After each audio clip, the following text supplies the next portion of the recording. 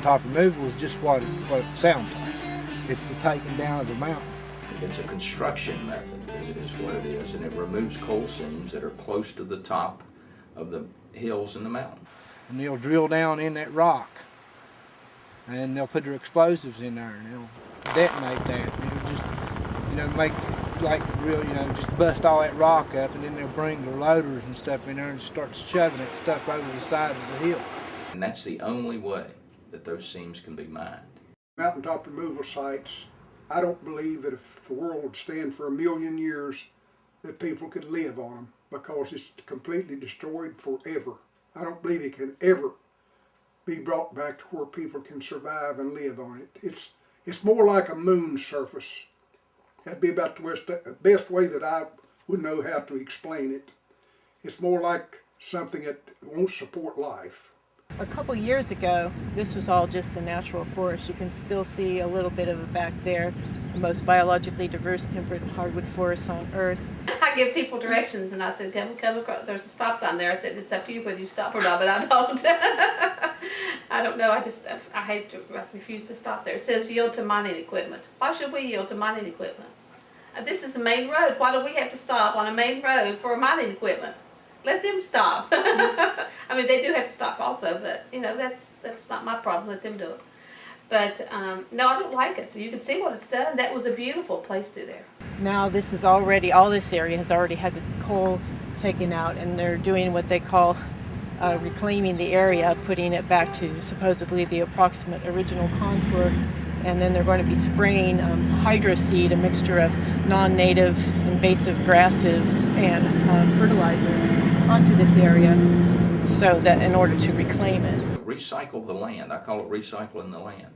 We're going to move the dirt and move the rock, take the coal out, and put the rock and the dirt back where it was. They're sculptors, they're artists, and they're putting the dirt and rock back, and each operation has its own signature, and you can tell who the operators were that did that.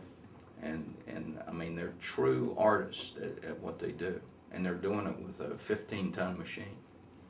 Nothing can survive on it very long unless you keep reseeding, and putting more fertilizer every year, because it's destroyed. There's nothing there to support any kind of vegetation. I think they claim it takes about 100 years to make 1 inch of topsoil.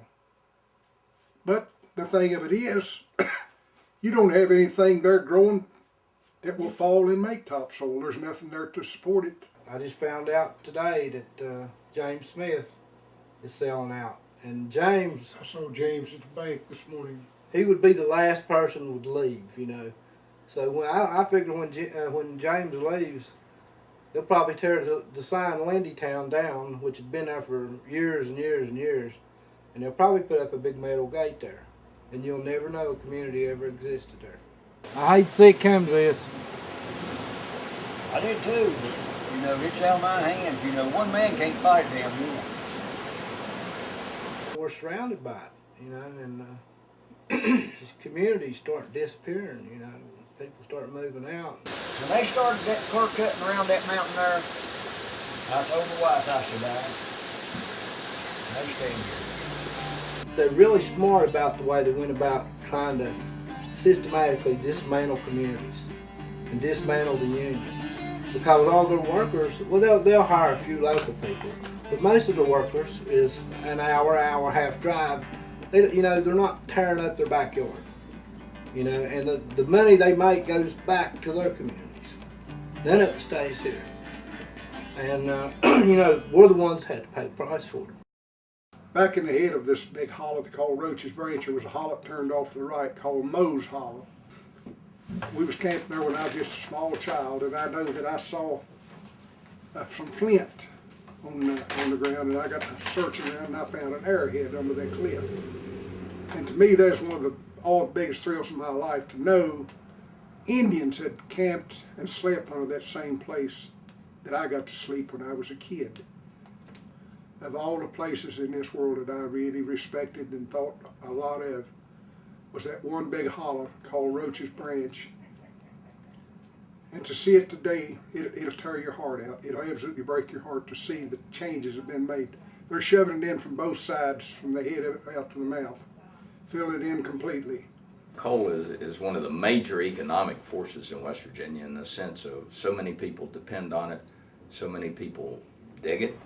I mean, we've got direct coal miners. We've got about 20,000 direct coal miners, about another 35,000 that we call specialty contractors, electricians, mechanics, engineers, truck drivers. So you have those, but there's about 35,000 there, so you're up to 55,000 in a state that has 1.8 million people.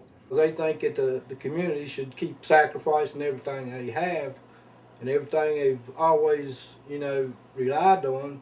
They think the community should keep sacrificing that so people could have a job. And we're not willing to do that. More than half of this country depends on coal-fired electricity every day.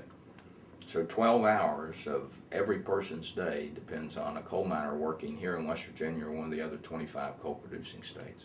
You can't just quit coal right now. You just can't shut it down because, that supplies our electricity. We haven't advanced that far in technology yet to where we can just quit coal. But we need to phase out coal because of the climate crisis. Or, if we don't do it, then, our kids and their kids are not going to have a world to live in. So it's a must that we get off of coal.